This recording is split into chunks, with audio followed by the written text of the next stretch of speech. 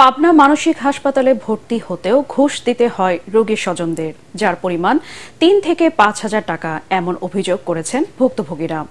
ঘুষ না দিলে নানা বিড়ম্বনার মধ্যে পড়তে হয় রোগী ও স্বজনদের। ঘুষের এই ভয়াল থাবা থেকে রেহাই পায় না অসহায় দরিদ্ররাও।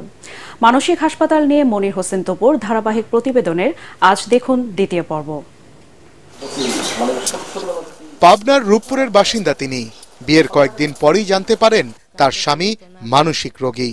৪০ বছরের সংসারে তাকে ছেড়ে না দিয়ে ৩৫ বছর ধরেই চিকিৎসা চালিয়ে যাচ্ছেন তিনি। আমার অন্য কোনো কাজ নাই, আমার স্বামীর সেবাই আমার কাজ। দীর্ঘদিন ধরে এ হাসপাতালে আসা যাওয়ার কারণে এলাকার পরিচিতরা রোগী ভর্তি করার সময় তাকে সাথে নিয়ে আসেন। অসুস্থ রোগী আরো এলাকায় হয়, এদের এখানে নিয়ে আসি যে কোনো দালালের চক্করে না পড়ে। ভর্তি হতে নানা তালবাহানার কথা বলে এই ব্যক্তির কাছ থেকেও নেওয়া হয় ৩,০০০ টাকা ঘুষ।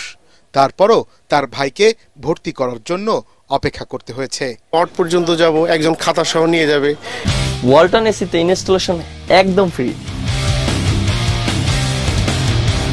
নিয়ে গিয়ে ওইটা শিফট করার সময় বলবে যে আমাকে কিছু দেন, ওকে দিতে হবে। ওখান থেকে চলে যাব ওয়ার্ডে। ওয়ার্ড পর্যন্ত গেলে ওয়ার্ডের এখানে গিয়ে বলবে ভাই এখন তো আমাদের দায়িত্বে আছে, আমাদের দায়িত্বে থাকবে, তাহলে কিছু দেন যা পারেন। ৫০-১০০ টাকায় হবে না, ঠিক আছে?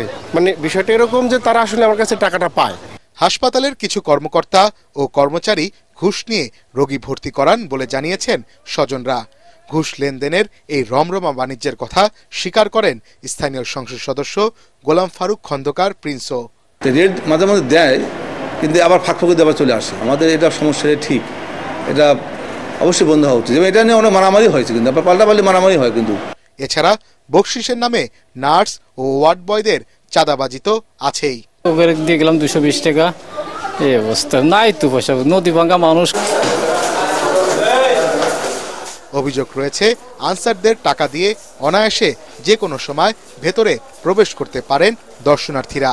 এই যে মানসিক হাসপাতালে ঘুরতে আসছি, পাগল দেখছি, বেড়াতে আসছি, সবাই মিলে ফ্যামিলির সবাই একসঙ্গে খুব মজা পাচ্ছি।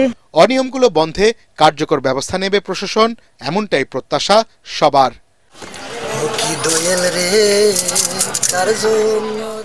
মনির হোসেন তপু, এটিএন বাংলা, পাবনা।